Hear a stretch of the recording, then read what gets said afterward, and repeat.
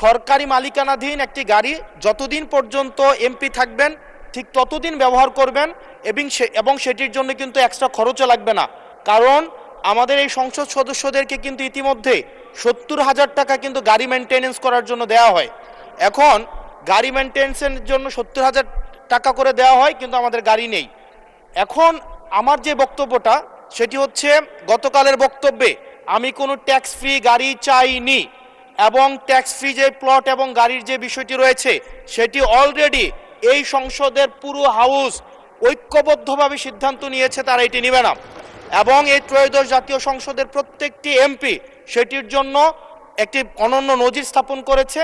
এটি মিডিয়াতে বিভ্রান্তি সৃষ্টি করেছে। সেটি ত্রয়োদশ জাতীয় সংসদ গঠিত হওয়ার পর সরকারি দল এবং বিরোধী দল প্রত্যেকেই একটা কমিটমেন্ট দিয়েছে, বহুদিনের প্রচলিত যে ট্যাক্স ফ্রি গাড়ি এবং প্লট আমরা নিব না, এই বিষয়ে আমরা সিদ্ধান্ত নিয়েছি।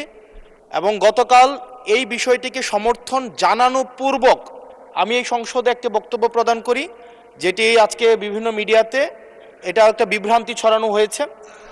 আমি আমার জায়গা থেকে যেই ট্যাক্স ফ্রি গাড়ি আমরা নিব না এবং প্লট এই সুবিধাটি যেটা আমরা নিব না, এই সিদ্ধান্ত সমর্থনপূর্বক আমি জানিয়েছি জেলা পরিষদের চেয়ারম্যান, উপজেলা পরিষদের চেয়ারম্যান, পৌর মেয়র, ডিসি, ইউনো, এসিল্যান্ড সহ অন্যান্য সরকারি অফিসার সরকারি কার্য পরিচালনা করার জন্য যেভাবে সরকারি একটি গাড়ি পেয়ে থাকে, ঠিক একই প্রক্রিয়ায় আমাদের যারা সংসদ সদস্য আছে তাদেরকে ঠিক একই প্রক্রিয়া একটি গাড়ি ব্যবহার করা দেয়া যায় কিনা সেটি আমি এই সংসদে আমি জানিয়েছিলাম।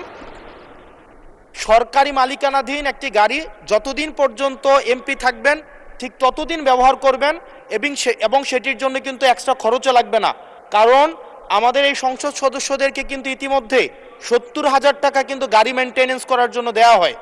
এখন গাড়ি মেনটেনেন্সের জন্য 70,000 টাকা করে দেওয়া হয়, কিন্তু আমাদের গাড়ি নেই। এখন আমার যে বক্তব্যটা সেটি হচ্ছে, গতকালের বক্তব্যে আমি কোনো ট্যাক্স ফ্রি গাড়ি চাইনি, এবং ট্যাক্স ফ্রি যে প্লট এবং গাড়ির যে বিষয়টি রয়েছে সেটি অলরেডি এই সংসদের পুরো হাউস ঐক্যবদ্ধভাবে সিদ্ধান্ত নিয়েছে, তারা এটি নেবে না। এবং এই ত্রয়োদশ জাতীয় সংসদের প্রত্যেকটি এমপি সেটির জন্য একটি অনন্য নজির স্থাপন করেছে।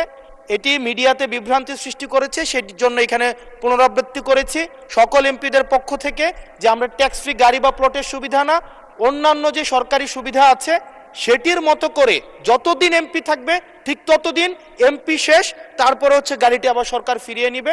সেটির জন্য হচ্ছে আজকে এখানে দাঁড়ানো। মাননীয় স্পিকার, ধন্যবাদ।